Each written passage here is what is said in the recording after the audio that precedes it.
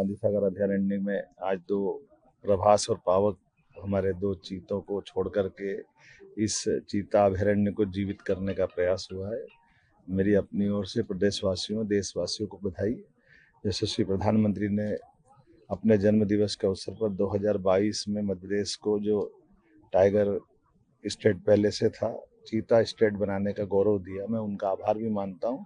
और उसी मनोभाव के आधार पर हमारा पालनपुर कूलों के अंदर चीते हमने छोड़ करके उनको अपने वन्य जीव में सहज अभ्यस्त होने का जो प्रयोग किया गया है, यही कारण है कि हमारे अपने देश के अंदर सबसे अच्छी स्थिति में, बल्कि देश तो क्या दुनिया के लिए रिसर्च का ये एक अपने आप में उदाहरण बन रहा है कि मध्य प्रदेश के अंदर आबो हवा में ये चीता न केवल परिवार बढ़ा रहा है बल्कि अपनी उपस्थिति से सभी प्रकार की जीवन के लिए मूलभूत सुविधा जुटा करके उनकी ग्रोथ रेट जबरदस्त है। 80% से ऊपर ग्रोथ रेट, ये दुनिया के लिए आश्चर्य की बात है। कई और देशों ने प्रयोग किए लेकिन फेल हो गए। हमारे यहाँ तो एशिया महाद्वीप से भी चीता गायब हो गया था। आखिरी बार कोरिया में छत्तीसगढ़ के अंदर वर्तमान में तत्कालीन महाराजा ने एक चीता का शिकार किया था, उसके बाद से कई ये विलुप्त प्राय थे। अब ये न केवल जंगल में दिख रहे हैं बल्कि हमारे लिए ये अपना गौरव भी बढ़ा रहे हैं। मध्य प्रदेश स्टेट अब चीता स्टेट भी हुआ है। वन्य प्राणी की दशा में हमारी सरकार ने बहुत काम किया, माननीय प्रधानमंत्री जी का आशीर्वाद है।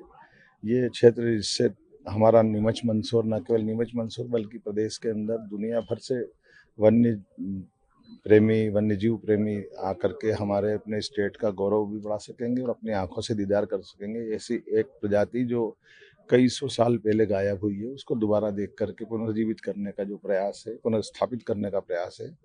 मेरी अपनी ओर से वन्य प्राणियों को भी बधाई और हमारे विभाग के फॉरेस्ट डिपार्टमेंट को भी बधाई। और खास करके ये हमारा गांधी सागर का जो अंचल है, ये प्राकृतिक रूप से बहुत सौंदर्य वाला है। अद्भुत जल राशि है, अद्भुत प्रकार की सब परमात्मा ने की कृपा दी है। ऐसे मालवा का गौरव बढ़ाने के लिए इस टाइगर अभयारण्य की तरह ये चीता अभयारण्य भी बहुत अच्छा आगे जाकर के कई लोगों को रोजगार का अवसर उपलब्ध कराएगा। यहाँ बड़े पैमाने पर भविष्य की संभावनाओं को लेकर के हम और बहुत सारे प्रकार के काम करेंगे।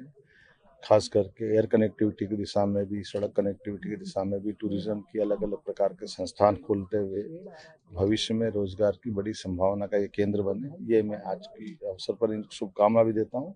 और सरकार समेकित रूप से सभी विभागों को जोड़ते हुए, वैसे मंदसौर का क्षेत्र ये हमारे औषधि पौधों के लिए, हमारी सभी प्रकार की फसलों के लिए और गौरवशाली अतीत को लिए वह क्षेत्र है जिसमें शक और हुणों के टाइम के शासकों ने उनको परास्त करके अपनी विजय पताका फहराई है। यशोधर्म का क्षेत्र है, विक्रमादित्य का क्षेत्र है और हमारे लिए गौरवशाली पक्ष है कि पुनः ये अपना गौरव पा रहा है। मेरी अपनी ओर से बधाई। 8 और नए चीते लाने की सर तैयारी है। बोत्सवाना से हमने अपनी जो हमारा मूल प्रोजेक्ट था कि हम धीरे धीरे करके अपनी संख्या बढ़ाएंगे। बीच में वन मंत्री आए थे, वन मंत्री ने समीक्षा के आधार पर ही ये निर्णय किया था कि हमारा दूसरा अभयारण्य प्रारंभ करना चाहिए। उसी का सिलसिले में आज हमने यहाँ 2 चीते छोड़े। मई माह में 4 चीते हमको और मिल रहे हैं बोत्सवाना से, और वो जो 4 चीते हैं कोशिश करेंगे कि इसी अभयारण्य में हम छोड़ें। कुल मिलाकर के अगले 1 महीने में फिर 4 छोड़ते हुए 6 चीते होंगे। उम्मीद करेंगे आने वाले समय में और इसी प्रकार से बढ़ते जाए।